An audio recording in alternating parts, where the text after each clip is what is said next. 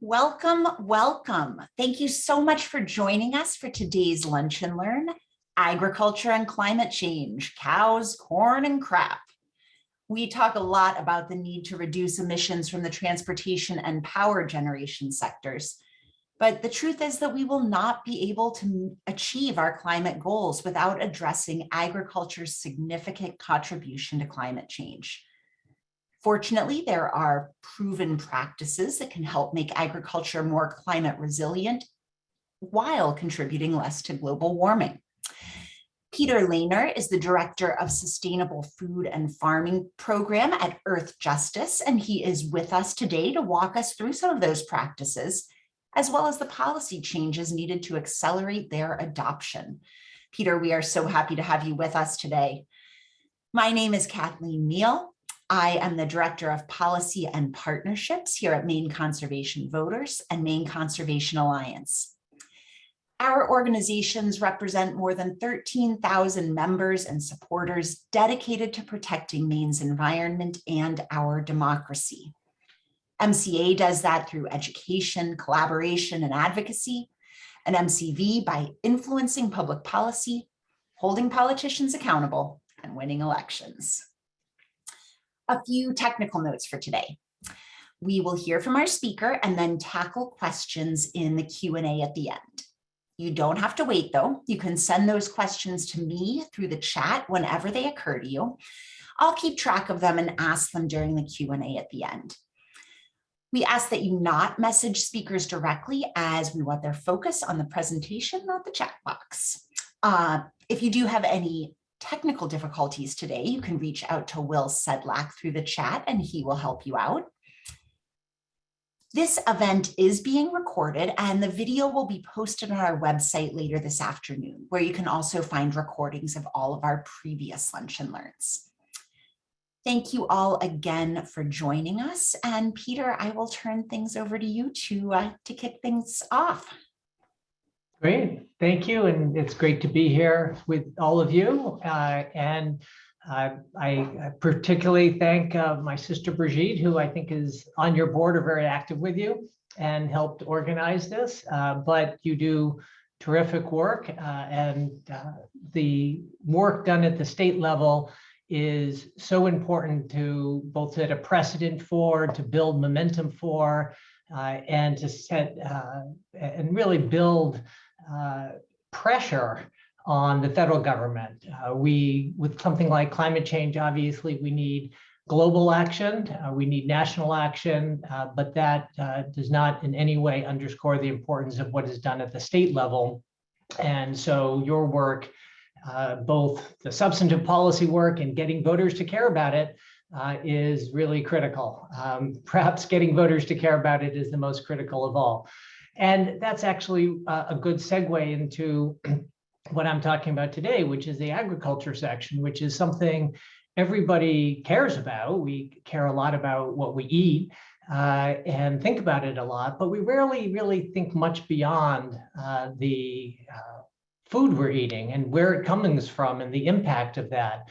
And to the extent we think about it, we have visions in our mind of the bucolic family farm with nice cows and a few apple trees, and it all seems like a lovely way to produce food.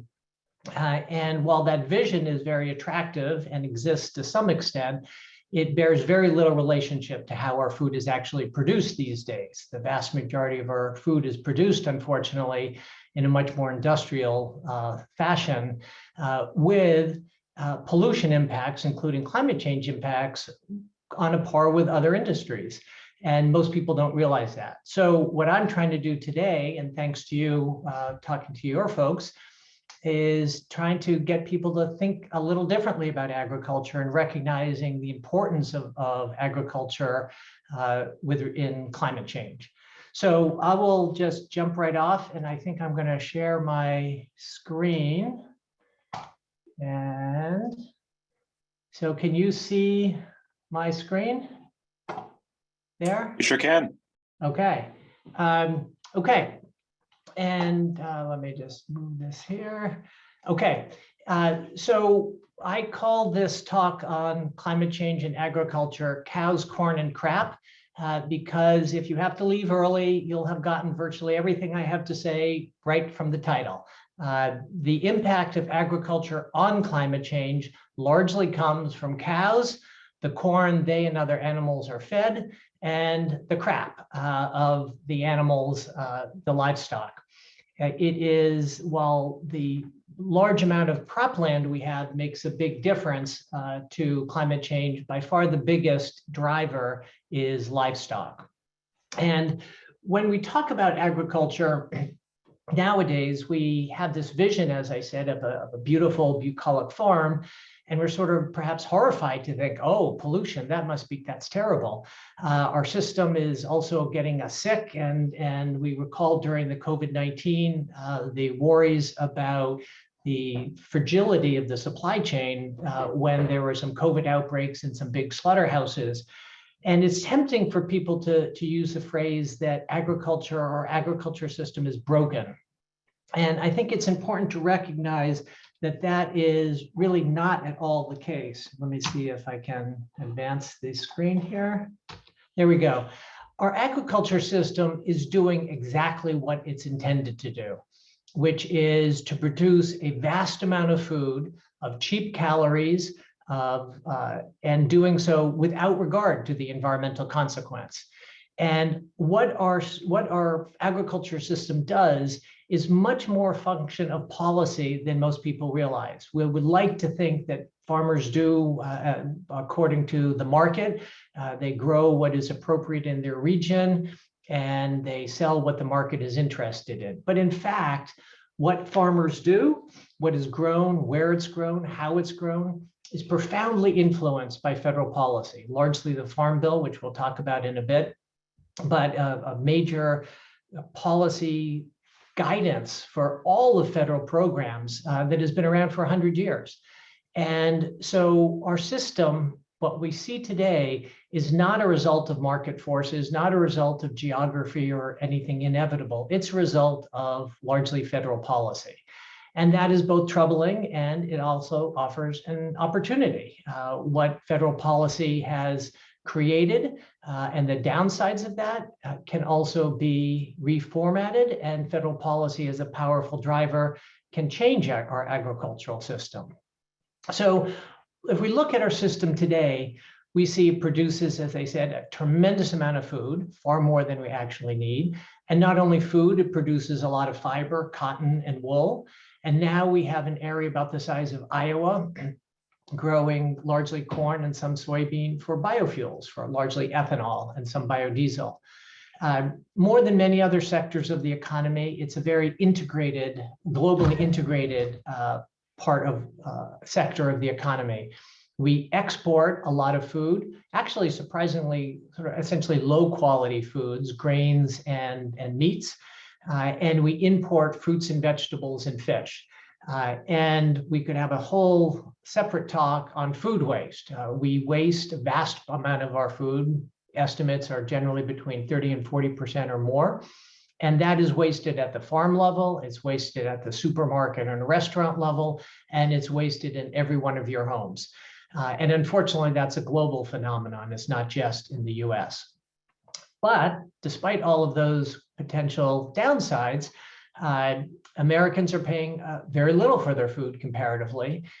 They've always, overall, Americans have paid less than in other countries, and we're paying far less for our food than we did only decades ago. But paying less for our food, just like paying less for things at Walmart, doesn't mean that everybody along the supply chain is necessarily treated well. And again, we could have another whole conversation about farm workers and the way that they have been excluded from labor protections, really again for hundreds of years. And the farmers themselves receive only a small portion of the food dollar. So many farmers are stretched because they, even though the food system is $1 trillion sector of the economy, they're not getting a big portion of that. I want to just, before we go on, to say I'm going to be talking a lot about some of the challenges and the problems of our industrial food system. And that, of course, doesn't mean that farmers in any way, I think, are bad people. I manage some farms and we try to do a good job, and lots of farmers try to do a good job. My point really is, again, to emphasize that the way our farm structure is now, which is heavily industrialized, heavily concentrated, as we'll see, is a function of policy. And so the pollution that comes from agriculture, as it is done now, really should be placed in the lap of policy choices that have been made over decades, not in the lap of any individual actor. If you look around, agriculture, one of the most significant aspects of agriculture is it uses most of our land. And it is by far the largest land use in the contiguous United States. Roughly 400 million acres of crops and 800 million acres of grazing land. And if you look at this chart, you can see that very graphically. You can see that enormous amount of land that is used for grazing cows. And that's part of the reason why the subtitle of this talk is cows. That is a tremendous amount of land that is, unfortunately so far, largely poorly grazed, with the result of loss of soil, loss of carbon stored in the soil, loss of biodiversity and habitat, water pollution, and others. You see one of the next biggest boxes is that big box called livestock feed. About half of our cropland is not dedicated to crops that we eat, but dedicated to crops that animals eat. And that's a hugely inefficient way of using cropland. It takes about 15 pounds of grain to get a pound of beef in a feedlot. So imagine if that land were instead used to grow food directly for people. And you see, by the way, on this chart below the box that labeled livestock feed, you see below that feed exports. So that's also land that is growing food that is grains that are fed to animals. You're going to be hearing, if you haven't already, heard a lot because of Putin's invasion of Ukraine, real concern around the world for food shortages, because Russia and Ukraine were major exporters of wheat. And that is true, and that's obviously a huge concern. But imagine how different the world would be if instead of our using so much land so inefficiently to feed animals, which is largely for meat for wealthier countries and wealthier people, we were actually growing food for people. There would be plenty of land to more than compensate for the stress to the system caused by the war, and there would be far less impact on global hunger. So we use a lot of land tremendously inefficiently, as well as with water, air, and other pollution impacts. Our system, as I said at the beginning, we have in our minds this vision of a family farm. And by number, actually, that's most of our farms are these small family type farms. But those small family farms produce very little of our food. And today, as concentration has gotten more and more, and it's really the concentration, this chart is just from 82 to 2012, but concentration started after World War II and continues to the present.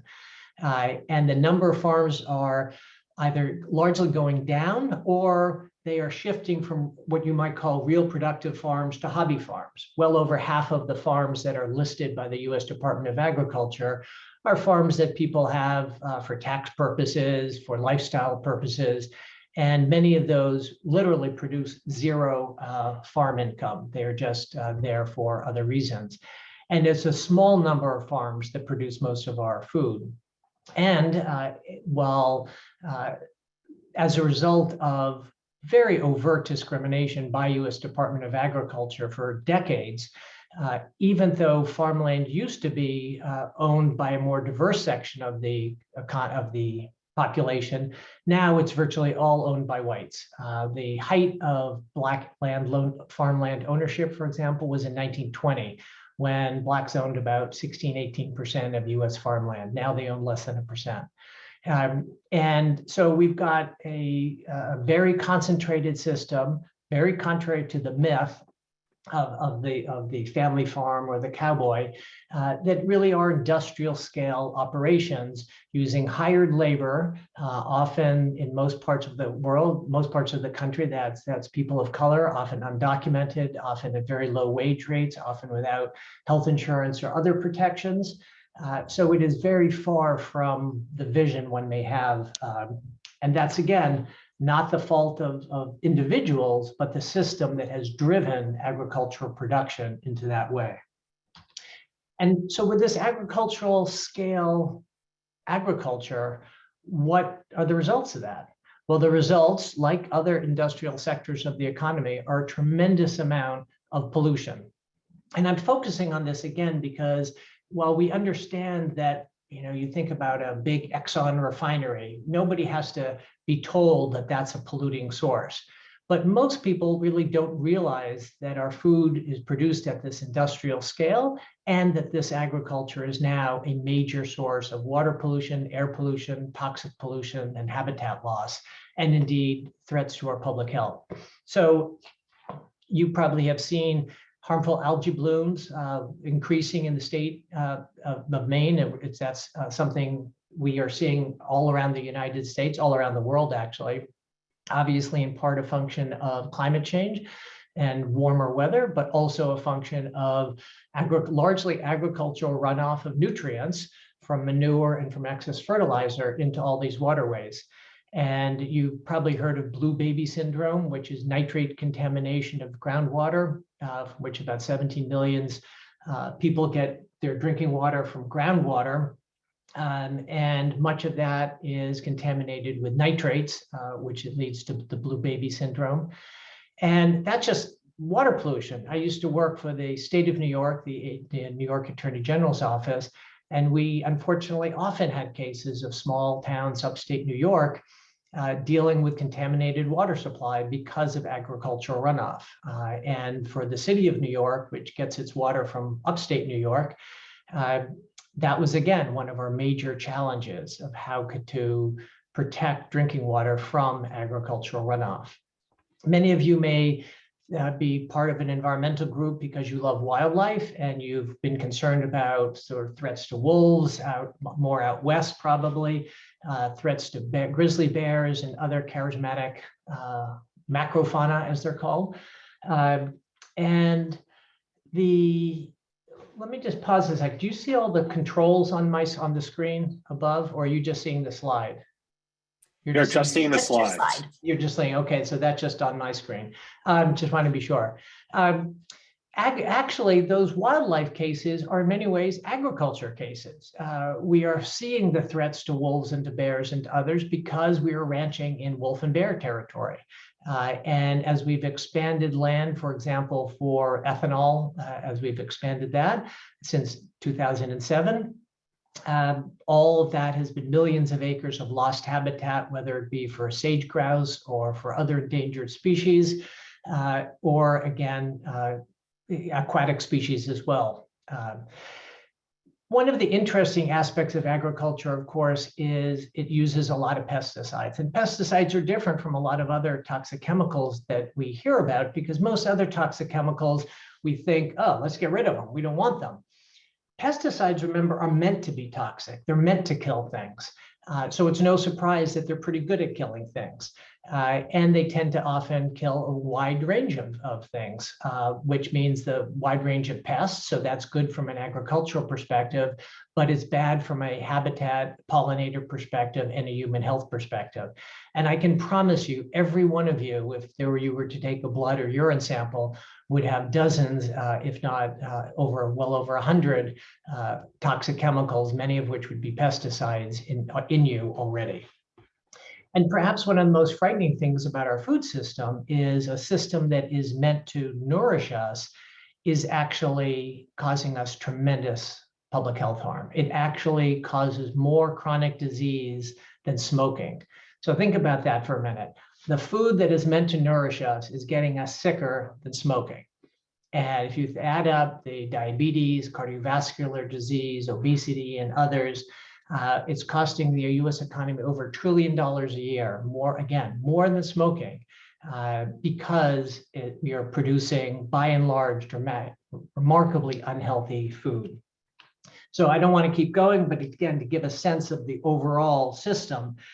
And then there's, of course, climate change. Most people think about climate change and you think of cars spewing exhaust, you think of coal-fired power plants, you know that we have to move to clean and renewable energy.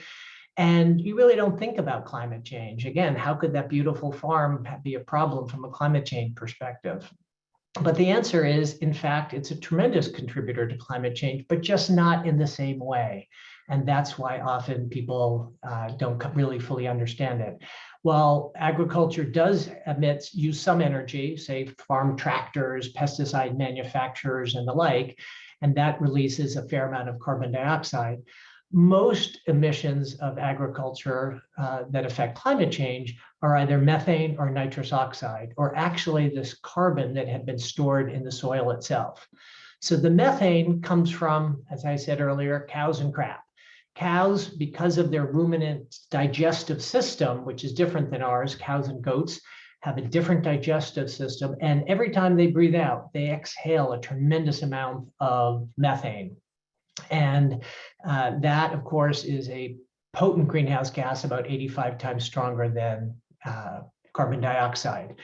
You also have that manure, and especially when manure is handled in wet lagoons, like most dairies will store the manure in a lagoon before it's spread on the fields. And for example, down in other parts of the country where hogs are a bigger part of the industry, the waste is held in lagoons before it's spread in fields. And in a lagoon, there's no air. And that anaerobic decomposition produces a tremendous amount of methane as well. We also have rice, which releases a lot of methane, and food waste. All that food waste I mentioned earlier, the vast majority of it, over 90% in most cases, goes into a landfill rather than being composted or donated or otherwise used for animal feed or anything else. And in a landfill, it is also decomposes anaerobically, releasing methane. So that's the major source. And then another major source is nitrous oxide, which you might not have heard of. It's not as well known, but it's about 300 times stronger than carbon dioxide as a greenhouse gas. And it comes because we add a lot more fertilizer to our crops than generally the crops take up. A lot of reasons why farmers do that: ease of application, timing of application, just in case, hoping for a better year.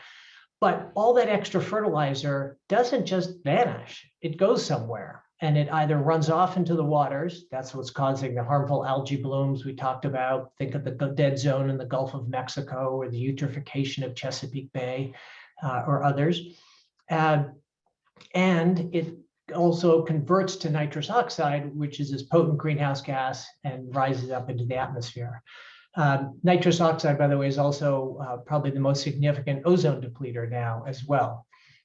So methane and nitrous oxide, not factors in power plants or car emissions, are the main source of contribution to agriculture gases. And in addition, all that land, you saw that map earlier, all that land that's used in agriculture, all that land used to have a tremendous amount of carbon in it. Healthy soils in woods and in grasslands have stored far more carbon than the atmosphere has in it. And when you till it, when you dig it up and use it for agriculture, that carbon meets the oxygen in the air and is released as carbon dioxide. So you have hundreds of millions of acres of land that have released and are continuing to release soil carbon, and that, if we're in their more natural state or managed differently, would be actually continuing to absorb carbon. So when you add all of this up, rather than just looking at this narrow slice the way EPA does it, but you actually consider the land use impacts, the energy impacts, the impacts of the fertilizer, the upstream and downstream, agriculture is a significant driver of climate change, more on the order of the transportation system. So when you think about climate change, think about energy, think about transportation, and think about our food system. And the flip of that, of course, is that agriculture is probably more affected by climate change than most other sectors, agriculture, we sort of intuitively know, requires weather, is dependent on weather, regular patterns. We expect when it's going to be warm enough to plant and when the rains are going to come before that we can count on or not. And so regular patterns are changing, and farmers around the world are noting that. But in addition to regular patterns changing, you're seeing more floods, more droughts. I was actually dealing this morning with a flooded basement because of a unseasonably strong rains this morning. And many of you are going to be seeing a lot more of that. I'm sure you've been reading about the heat waves and wildfires throughout the world, in California and the Southwest most recently. Farmers that used to be able to, for example, in Maine, think, well, I don't have those pests. They're down in South Carolina, but they're not up here, are finding that pests are moving north. So lots of changes that are affecting agriculture. And it's interesting that this is a factor that is really pushing agriculture to change in many, many other countries. But it's pushing agriculture a little less so here, because in the United States, we have a very, very powerful and robust and taxpayer-supported crop insurance system, where when these things happen, a flood or a drought that eliminates a crop or significantly reduces a crop, the crop insurance steps in and protects the farmer. And there's good reasons for that. Nature is fickle, and we want a stable food supply. On the other hand, most other countries don't have a crop insurance program like that. So farmers are taking measures themselves to build resilience in their farming practices to this changing weather. And unfortunately, because we have this protection of crop insurance, US farmers are tending to be slower than those in other countries to build resilience into their practices. So those are the challenges. Now I'm going to go to the good news. The good news is that the current system is not our only option. Excuse me. You'll often hear that we have to grow food like this to feed the world. And as you saw, by the way, we're really not feeding the world grains to eat. Most of what we produce is grains to be fed to animals or meats for wealthy and countries that are becoming wealthier. But the really exciting part here is that there are a lot of practices that can work to produce a large amount of healthy food in a sustainable fashion. And so those have been, as we'll see in a moment, proven around the country. Our challenge is to get us to using those practices. They're now used on only a tiny portion of US cropland and US livestock rearing. And again, why is that? And that's because of policy. So we have a system where we have this myth that this is the way, and we need it to feed the world.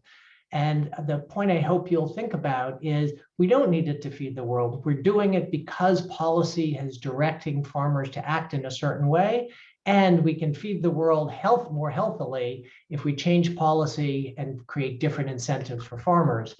And then when we do that, a quick answer is, oh, well, that may cost food more expensive.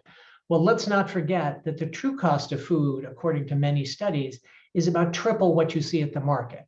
All those costs of water pollution, for example, think of a small town that has to spend hundreds of thousands of dollars or often millions of dollars to treat its water because it's been contaminated by agricultural runoff. That's actually a cost of our food system, but it's just not shown on the food that you buy.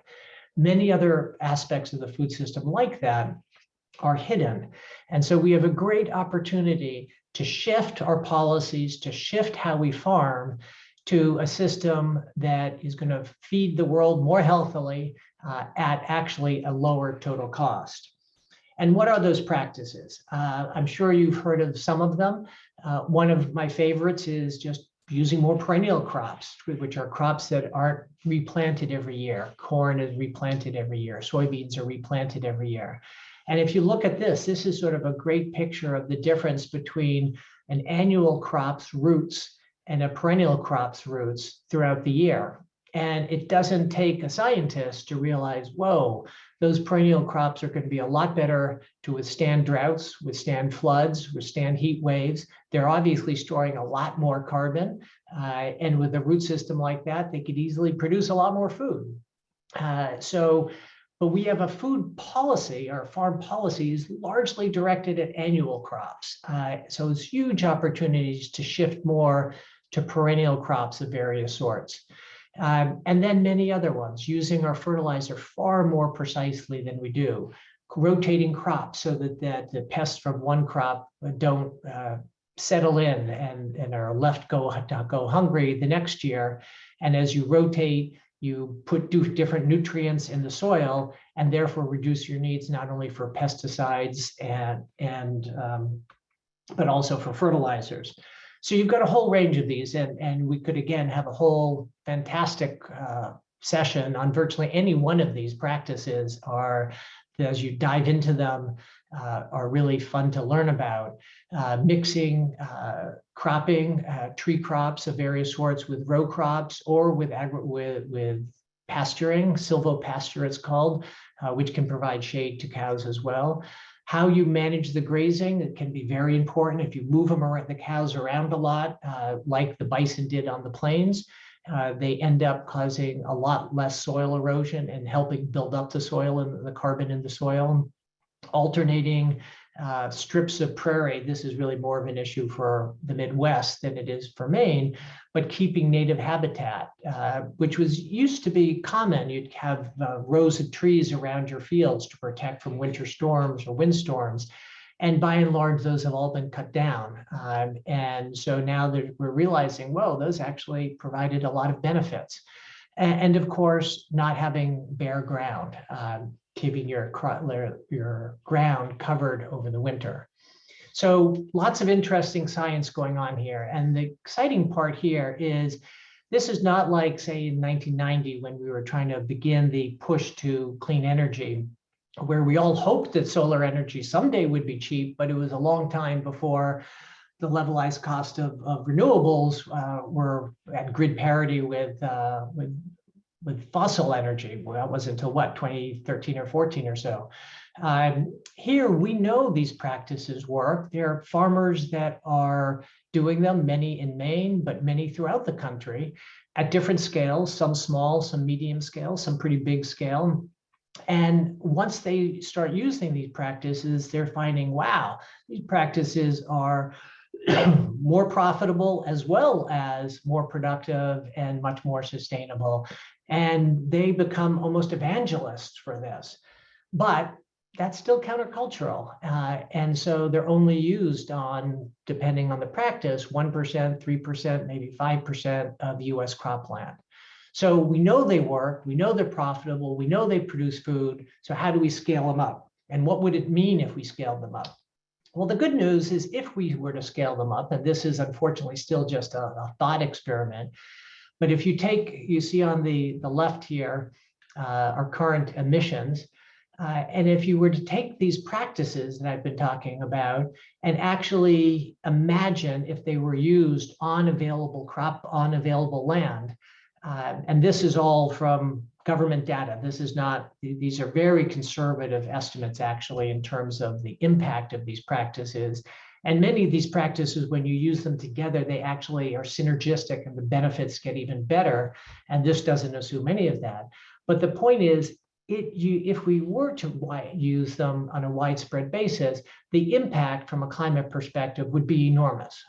We could reduce those emissions, and those that aren't being reduced can be offset by the increased soil carbon, or the increased carbon in the soil and in the plants. So it's an exciting thought to realize, wow, we could actually get to a carbon neutral food system. And we're far from that now, but it's not a crazy thing to hope for. So how do we get there? Well, as I've been saying repeatedly, it's a function of policy that drives our current food system. So our food system, our policies can be changed. And if we change those policies, we can drive and accelerate adoption of these practices. And I could go into great detail of all of this, and it would be a very wonky law school course. And I teach a couple law school classes on this, basically this page.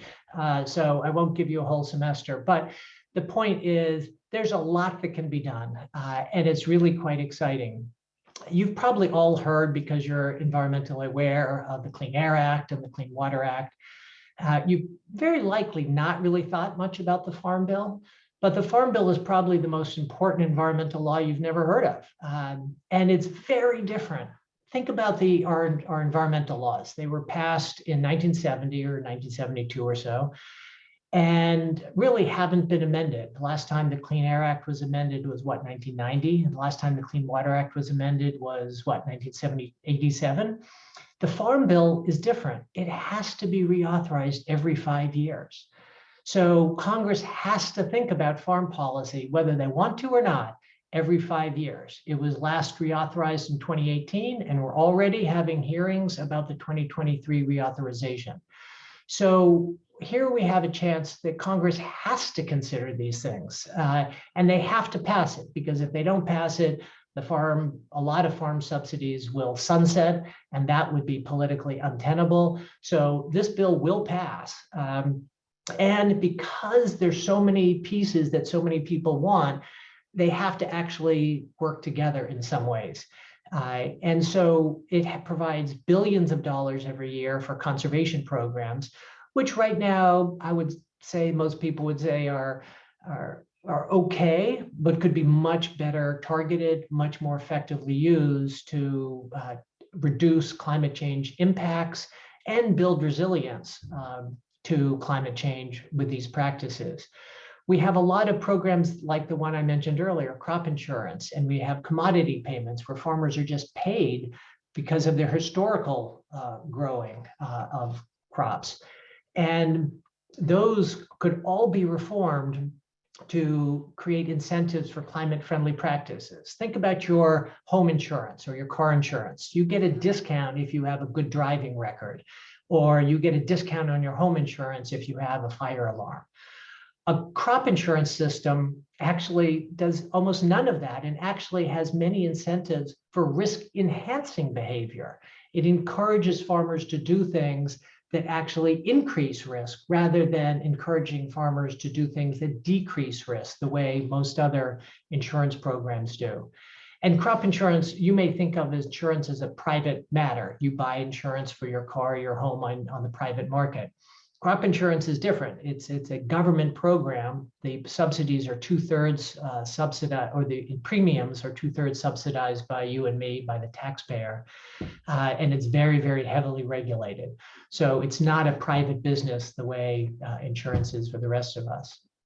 So through all of these programs, as well as through agricultural R&D, which has been very significant in terms of shaping what is coming, sort of the practices that are adopted and the crops that are adopted in coming years, all of those can be reshaped in the Farm Bill to have it become a real driver for climate-friendly practices, unlike the way it is now.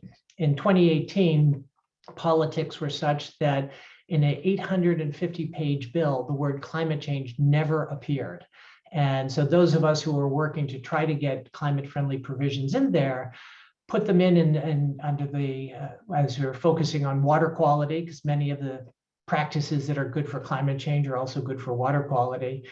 But think about it, not too long ago, we couldn't even get a majority of Congress to acknowledge that agriculture and climate is a major driver of climate change, and we have to think about agriculture's contribution to and risk from climate change. Fortunately, that has changed. We had the first hearing on climate change in agriculture in the Senate in 2019, and the House Select Committee did a whole investigation in climate change in agriculture. And so that is now changing. And so we are hopeful that in 2023, the Farm Bill will be much more effective in helping us address climate change. And we're not going to end there. There's going to be another farm bill in 2028 and 2033.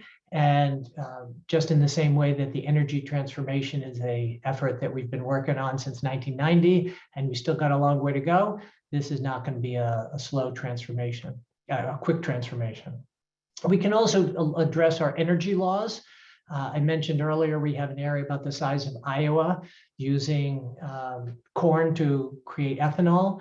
In Maine, there may be a lot of discussion of burning trees for energy. There are those who are trying to get Congress to declare that burning trees for energy is carbon neutral, which scientifically it is not. That's especially in the Northeast with long-lived trees.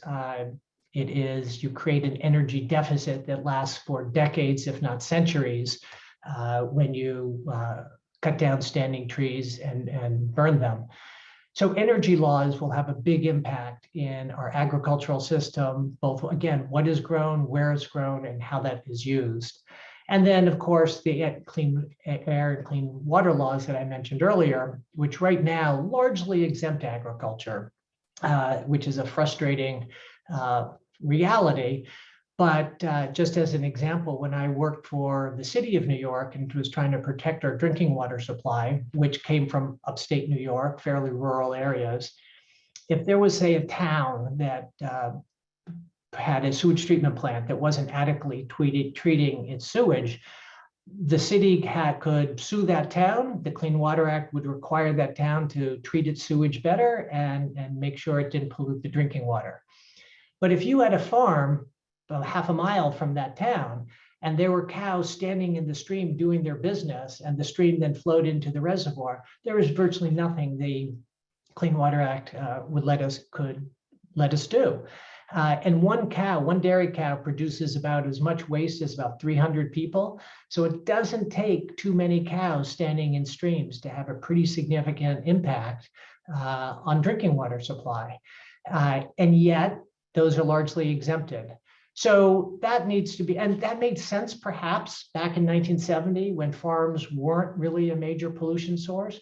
But the farms that produce our food now, the vast majority of our food, are not the types of farms that were in people's minds in 1970 when the laws were passed, and are these in massive industrial scale operations with thousands of cows in an industrial dairy where they're largely kept in a building and feed is brought to them, for example. Or chicken operations where they will have 3 million chickens in one place. That's obviously not your family farm that is in people's minds. So the law exempts these facilities, even though they're no longer the facilities that were intended back then, and that can be changed. So all of these policy changes could make a huge difference and help us drive agriculture to a much more climate-friendly situation. But I just want to end with one thought, that it's not just how we grow our food, it's what we grow. And the reality is that cows in particular, but all meat production, is pretty much inherently has a very high carbon footprint. Cows, as I said, are exhaling methane all the time. And while there's some feed additives that perhaps can reduce that, and there's hopes that maybe breeding cows will reduce that a little bit, honestly, for the foreseeable future, cows are going to be producing a tremendous amount of methane, and they produce a tremendous amount of waste, which creates also more methane or nitrous oxide. And so this is a model that has been done based on by an organization that is the National Academies of Science of, I think, a dozen countries, including the US. And they sort of model out to 2050 and then out to 2100, where we'll go. And the black line here is what I'm sure you all have heard of as BAU, business as usual, like where we're going now. And this is actually, I need to update this slide, it's unfortunately worse. But what this shows, if you can tinker with this and you can say, well, imagine if we have clean energy and clean transportation and everything else. And what you find is if we do everything right, we go to zero carbon energy, zero carbon transportation, super clean buildings, and all the rest of that. And yet, the rest of the world adopts the high meat diet of the US, we are well past the 2-degree threshold we are hoping for. And if we just go to, we do everything right, but if we don't change our agriculture system, we're fried. We're going to blow past 2 degrees centigrade, which is close to 4 degrees Fahrenheit, and certainly no chance for 1.5 degrees. On the other hand, if we do everything wrong, but we weren't to eat as much meat, we would almost reach our global climate change thresholds and targets just on that basis. So obviously neither scenario is going to be there, but it really does show you that we simply cannot achieve our climate change goals without addressing the food system. So I'll just end with a final thought of what can you do? Well, I started this by saying it's great that what Maine Conservation Voters does is educate people and get people active. So get active and don't forget agriculture and our food system. Pay attention to the Farm Bill. Think about farm policy at the state level, which is also really important. And then think about all the other ways that you or those institutions around you can affect the food system. You buy a lot of food. Your school buys food. Your local government buys food. There's a program called the Good Food Purchasing Program that we just got New York City to adopt, and a number of other cities around the country have adopted, that commits cities to using their really quite significant purchasing power to buy food that supports local economies and a valued workforce and environmental sustainability and nutrition and animal welfare. And so think about urging your local government to use its purchasing power, big or small, to purchase lower carbon food. And of course, think about your own diet. As I said, you can make probably the biggest difference you can make, far more than changing light bulbs or buying a Prius, will be changing your dietary habits. For most people, that is the most significant part of their personal climate footprint. So educate everybody, make your own dietary choices 3 times a day, and be active is what I would say of what you can do.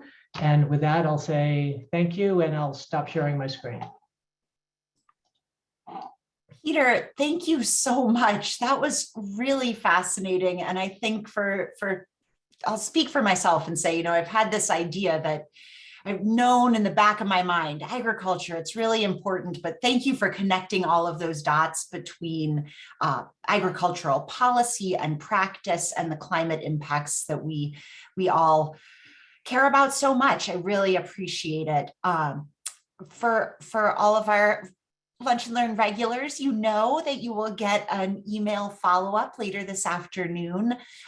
One of the things Peter didn't mention is that he has a new book out. And so we'll include a link to that so you can do a little bit more research and check out Farming for Our Future, as well as oh, there you go.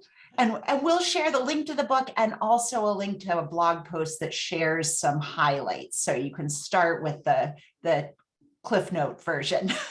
You get the book. Yes, exactly. And then count on us to keep you posted as the Farm Bill work progresses. And Peter will be definitely keeping in touch to say what should we do and how can we point people in the right direction. We've got a ton of questions. Thank you all. I think we might start actually speaking of federal policy. We've been talking a lot about the federal investment package that has been perhaps the world's longest sprint towards that legislation, but it is on the horizon. We really do expect the reconciliation package that centers climate and clean energy investments to move forward in the next month or two. Are there pieces of that package that will help make agriculture more sustainable? Yeah, there's, I think the last iteration, and of course it's going to be different, but at the last iteration of Build Back Better had, I think, an extra 28 billion for what I talked about is the conservation programs, not really the reform of the commodity or crop insurance programs, a little bit more for R&D, which is really important. Federal R&D in agriculture is one of the best investments you can make. There have been studies showing that our agricultural R&D has a better return on investment than almost any other, but it's also about half of what it used to be.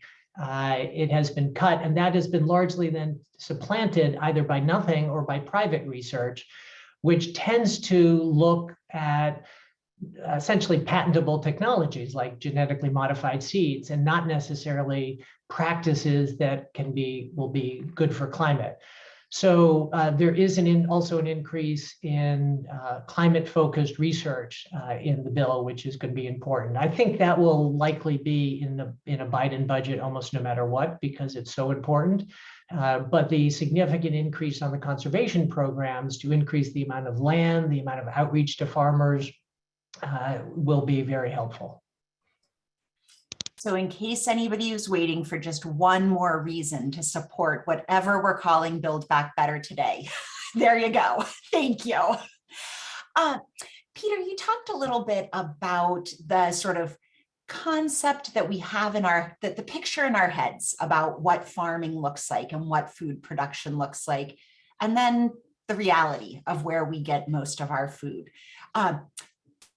I think we have another sort of layer of dissonance there as Maine residents, because a lot of the farms in Maine do look like that ideal picture, right? That small family farms, farmers operating close to their margins. How can we ensure that small and mid-scale family farms can embrace climate smart agriculture and enjoy sufficient incomes, and how can we get more of those, or is that the goal? Should we be getting more small and mid-sized farms to go back instead of the industrial sized ones that we have now? Well, part of what makes this complicated is that farming is a major part of the economy of every state in the country, and it's also very different. Agriculture in Maine is very different than it is in Iowa. It's very different from it is Arizona or California or Hawaii.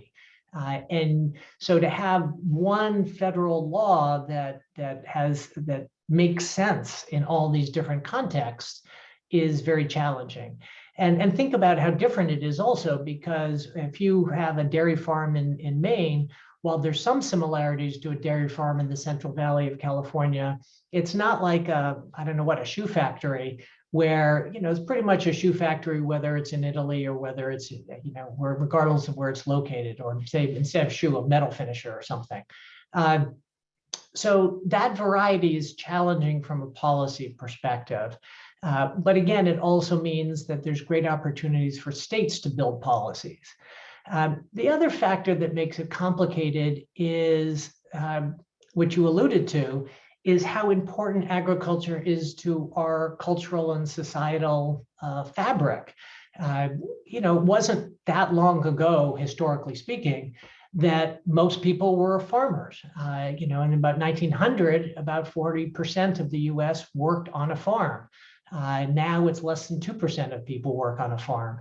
But still, that's culturally important. And in rural areas, most of our landscape has some connection to present or past farms. So farm policy also seeks to think about rural policy and cultural history and social policy. And so it's got a lot of challenges on it that it often tries to balance, sometimes well, sometimes not.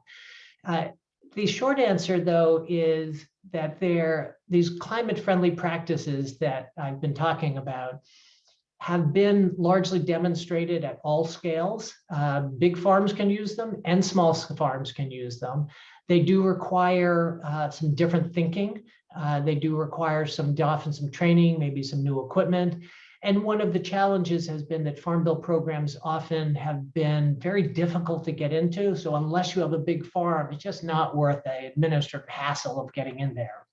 And that has had an impact both on small farms and on farmers of color, with the result that, again, that they have been largely excluded. So this administration has made a real commitment to make all of its Farm Bill programs much more accessible to small, socially disadvantaged and historically excluded farmers. And I think they're making a good effort to make to deliver on that promise. They got a lot to do. They have to change how the programs are administered. Even if the program substance is the same, how do you get it there? So, but the good news, again, the fundamental point is that these practices actually are profitable, and once they're adopted, they can make a big impact, and they can also provide greater resilience, which can be very important because sometimes the smaller farmers aren't involved in the crop insurance program, which actually is better designed for the commodity grains. So it's a very complicated policy issue, but the short answer is we can preserve our smaller farms. These practices work, and we just have to make them available and help get them available to these smaller farms. And there's also then a consumer angle to this. Again, think about how you buy your food. I mean, if you're always looking just for the cheapest food you can, you're pretty much going for, I just read this morning, Brazilian beef imports unfortunately increased, and Brazil beef climatically is about the worst, has the biggest impact on climate change of beef raised anywhere in the world. But if you're just going for cheap, you're going to probably not buy local produce. You're not going to buy organic or sustainable produce.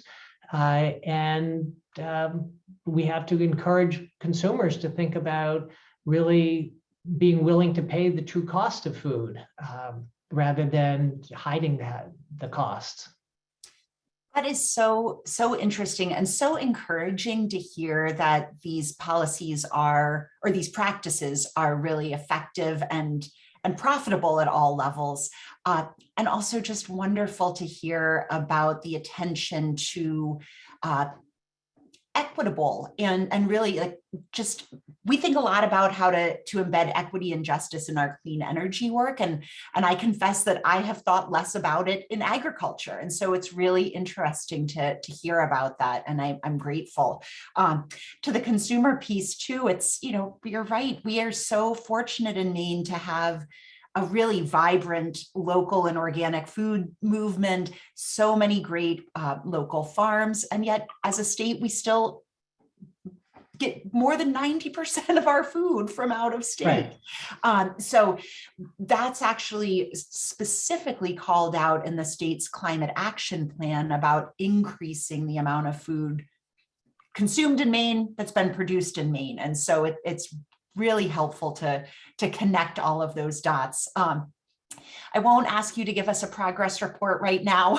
Tell us, do you think we're on the right track? But any advice to those of us who are working with the state and working to get that climate action plan implemented?